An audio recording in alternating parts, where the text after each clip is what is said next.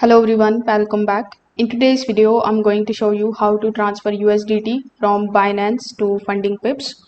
So first of all, you need to understand that you can't actually transfer your USDT from the Binance account of yours inside your funding pips account. However, you can use that USDT in order to purchase the accounts on funding pips.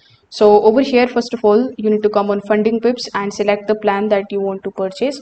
You can also use the link that is given in the description if you want to get 20% discount on your purchase.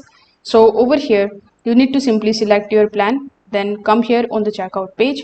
Now on the checkout page, you are going to see a bunch of different payment options. So among these, simply select the option of crypto, then agree to the terms and conditions and click on the option of continue to payment. Now, as soon as you do this, you will be landed here on the next page where you need to just simply select the option of pay with and you need to select the option of USD or USDT. So after selecting it, you are going to see a QR code. So on that particular address and that particular QR code, you need to scan that from your Binance application and you need to conclude your payment. This way the USDT that you have inside your Binance account will be used in order to basically purchase your funding pips account. So that's how you can basically do it. If this video helped you out, consider subscribing to the channel and liking the video. Thanks for watching.